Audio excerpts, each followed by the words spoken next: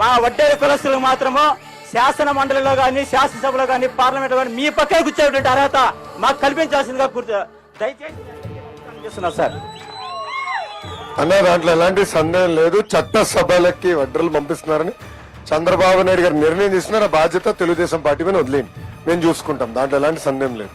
వడ్డర్లకు first time చరిత్రలో దిశ కూటమి ప్రభుత్వం ఆమోదంతో అందరి నాయకత్వం కలిసి ఇద్దరిని ఎమ్మెల్సీలుగా చేస్తే సామాజిక న్యాయానికి పెద్దపీట వేస్తూ వడ్డెర కులస్తురాలంటి రమాదేవికి పదవిచ్చావంటే ఇది తెలుగుదేశం పార్టీ ఎన్డీఏ సిద్ధాంతం.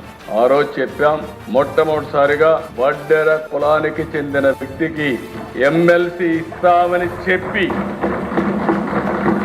ఒక మహిళ, చదువుకున్న మహిళ, ఈరోజు ఆవిడ్ని ఎమ్మెల్సీగా తీసుకునే పరిస్థితికి వచ్చాం అధ్యక్ష. ఇంకొక పక్కన అధ్యక్ష, ఈరోజు మీరు చూసినప్పుడు వడ్డర్లకు 10% మైనింగ్ లీజు ఇస్తున్నాం. లీజుకు కట్టే డబ్బులు కూడా సబ్సిడీ ఇచ్చి ఆర్థికంగా పైకి రావడానికి చేస్తున్నాం.